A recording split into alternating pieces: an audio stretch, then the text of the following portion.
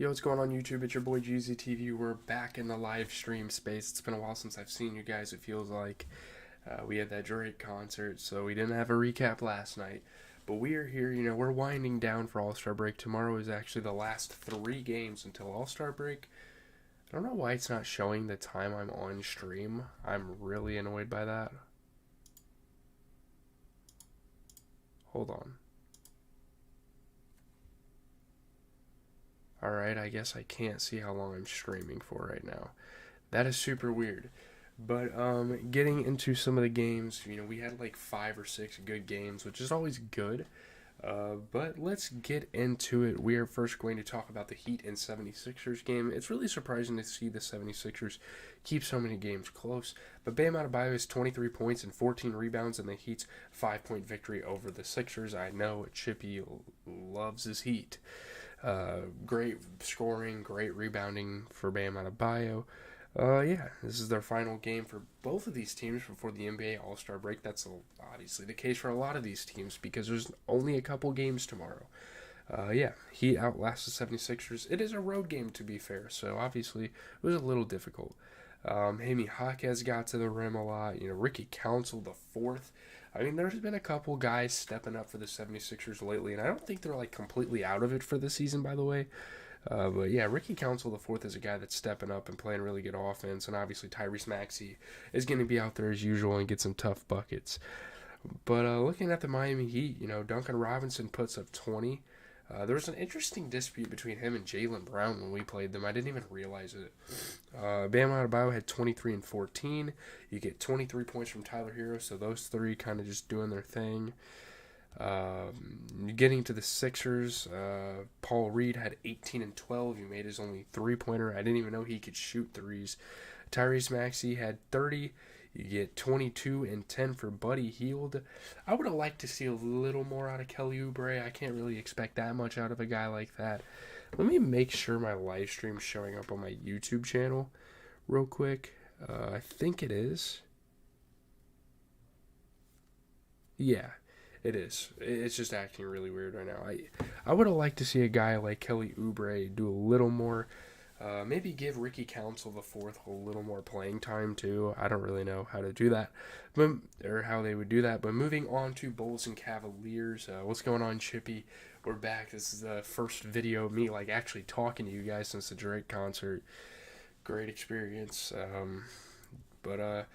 Bulls and Cavs. Donovan Mitchell. Yeah, sent the Nets to Europe, eh? I don't even care to talk about that. Donovan Mitchell scores 30 points. The Cavs rally from 17 down to beat the Bulls by 3.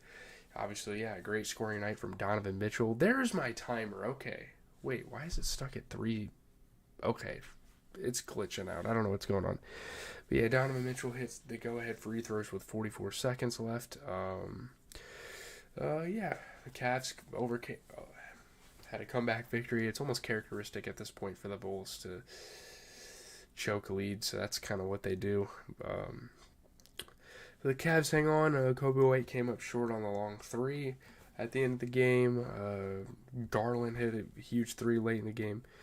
Georges Niang and Kobe White kind of got into it with each other. You gotta like that Eastern Conference type of tension there. Georges Niang also hit some threes. Donovan Mitchell, giving his teammates some opportunities as well as scoring, right? But looking at the Bulls, DeRozan at 24. You get 10 and 15 for Andre Drummond. You get 32 for Kobe White. A very lackluster performance for Nikola Vucevic. I wasn't super happy with that performance. And I wouldn't be happy as a Bulls fan. But, not really much to say about it, though. Cavs, you get Jared Allen going for 13 and 10, shooting 67%. You get 30 points for Donovan Mitchell. And that's really all they needed. Shout out to the Cavs. They're super hot. And that's cool to see. So moving on to the Pacers and the Raptors game. This is obviously in Indiana, so I can't watch these games.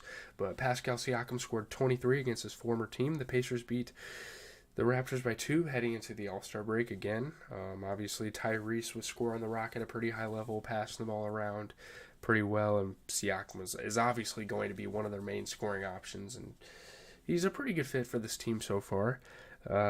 Beat his former team, cool stuff. Late in the game, he was hitting some huge shots.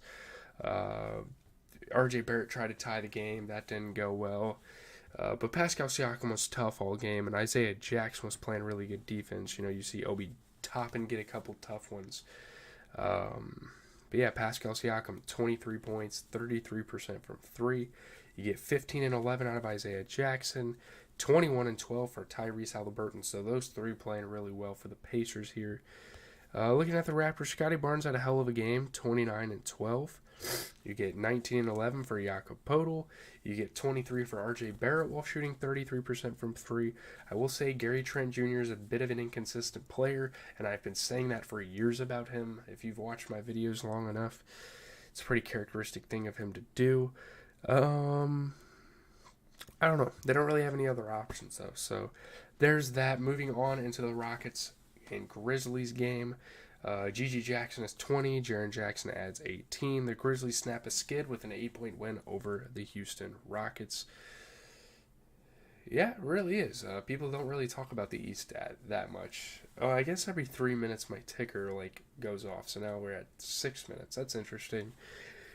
But yeah, great scoring for GG Jackson tonight. Jaren Jackson did a little bit on the scoring end. A huge fourth quarter for him that really helped them win. Not that it matters. Again, I feel like this is kind of a tanking team without Ja for the year. They lost 9 straight games though, so it's cool to break a losing streak like that. Yeah, Zaire Williams was hitting tough shots. Nate Hinton, I'm not sure who that is, but he stuffed it at the rim. Lamar Stevens was getting to the rack. I don't know why we traded him. I guess he doesn't really play for us anyway. I don't know. Gregory Jackson with some blocks. Got a block. Nate Hinton hit some shots. I don't know. I don't know a lot of these fucking players. I don't know. But, the Thompson twin, Asar, or Amen, I guess, for the Rockets, put up 19 and 12. You get 19 and 10 for Dillon Brooks. Maybe some of these guys are trying to rest for the All-Star game. Yeah, Hornets are playing some enjoyable basketball. Yeah. I mean, they took care of business tonight. There's really no point in talking about them too much. But Houston Rockets here, I mean, Jalen Green really suffered this game, honestly. I don't know what was going on with him. He was definitely off. They have a lot of options, too. I mean, Nate Hinton, you have Aaron Holiday off the bench. You see a guy like this struggling, I think you put other people in. I don't know. Not a great game for Jalen Green at all. You move on to the Grizzlies, and I mean, you get 20 points from GG Jackson, who shot 60% from 3. He is definitely an up-and-comer in the league, so that's cool to watch. We have 3 more games to talk about. Let's get into the Wizards and the Pelicans, because my goodness, this man up here, Zion Williamson, is an absolute tank, absolutely unstoppable, as he leads the Pelicans past the Wizards by 7 on a career night for Washington's Deni Avdija. Yeah, Smith definitely struggled too. He didn't play great. But yeah, great scoring from guys like Zion Williamson and CJ McCollum for the Pelicans tonight. Deni Avdija had 43? I didn't even realize he scored that much. I mean, he was playing good, but at 43? Jesus, that's easily the best game of his career. Goodness gracious. Okay, wow, I should have posted that as the thumbnail. My God, okay. Zion Williamson, though, man. Dunking all over people, all that type of stuff, but shout out to Deni Avdija. I mean, an L is an L, but geez, man. Jordan Poole, in crunch time, carrying the ball, that's pretty damn normal for him. Jose Alvarado had some good offense. The fights for the loose balls and the pause, jeez. Okay. Yeah, Poole is not great. I mean, he had a couple of moments this game. He didn't play good. I don't know. I cannot really defend his play, but yeah, I don't know. 14 and 10 for Marvin Bagley for the Wizards. He shot 50% from 3. 43 and 15 for Deni Avdija, shooting 60% from 3. You get 14 and 15 out of Jones. He shot 67% from 3. I would say that Poole didn't shoot bad. It's just he didn't really get as involved. But Koulibaly is, it's like, what are we doing here? I don't know. Why would you start him over a guy like Landry Shamet? Corey Kispert had 20 off the bench. He shot 50% from three. I mean, this was honestly a really good game for the Wizards. One of the better games I've seen from them in a while. But I don't know what it was. Zion put up 36. There's nothing you can do about that. You get a 26-point performance from CJ McCollum, who shot 33% from three. Um, yeah, that was insane. Comparing him to Hero, looking back on that, that's like one of the worst aged takes I've ever heard. But we can move on into the Kings Nuggets game. I don't what the hell was Jokic doing? Did he get fouled out or something? I don't know. But De'Aaron Fox scores 30 points. He rallies the Kings from 16 down for a 4-point victory over the Nuggets. These are wins that the Kings just need. You know, they're climbing the standings, trying to make some noise. Obviously, De'Aaron Fox did a bit of everything. Scored at a high level, was passing the ball decently well, was rebounding the ball decently well. And obviously, Sabonis is always going to score and rebound at a high level, so there's that for the Kings. They were down by 16 in the second half, and they were able to win. Huge rally led by De'Aaron Fox, of course. Getting on a break, outrunning everyone.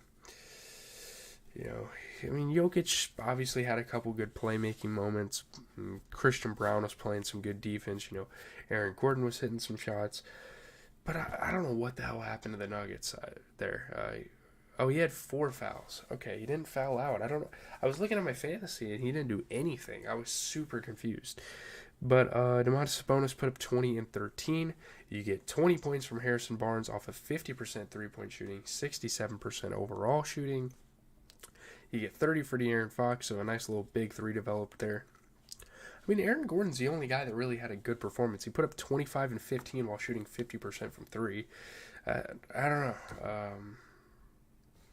Justin Holiday. They have a really weird situation there. They don't have that many good forwards. It doesn't seem like, for some reason. I don't know. It's a really weird situation, like their rotation. It's kind of interesting. But moving on to the last game of the night, I want to talk about is the Clippers and the Warriors. That just ended on primetime. So Norman Powell and Paul George lead the Clippers back from 12 down in the fourth to beat Steph Curry and the Warriors by 5.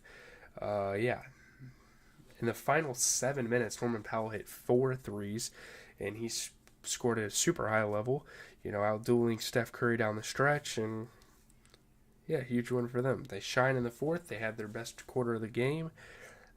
Plumlee's hard foul kind of losing Brown. Oh yeah, for sure. Bruce Brown, yeah. That's their center that they're missing. Like, that created a huge hole for this team. Yeah, that's definitely true. Plumlee had a little bit of a hard foul. Got people in trouble. Ty Lue got ejected. Yeah, Warriors game was too much. Draymond Green laying on the ground for like 5 minutes. Or like 2 possessions. What was he doing? I don't know. Ty Lue was hot this game. Obviously, Terrence Mann was hitting some shots. Steph Curry had 7 threes in 4 straight games. That's crazy to think that he's had one of his best stretches of his career 3-point shooting wise in a 4-game span. The 4 rings meme, yeah.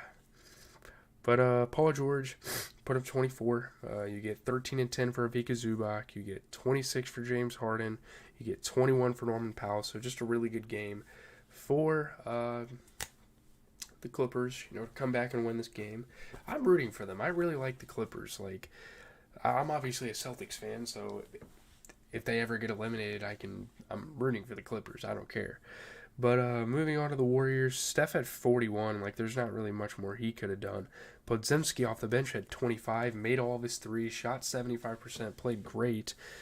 It's just, like, this is those type of games where Draymond not being a scoring option for them kind of hurts them, because when other guys are shooting down, Draymond's not really up to much. So, I don't know. I'm not going to sit here and hate on Draymond for that, but yeah, I don't know. Honestly, I'm not really that interested in the games on Thursday. But, I mean, if they're close, if some of them are close, they're close. We could talk about it on the channel. But leave a like, comment, subscribe. I'm just going to get out of here. I got to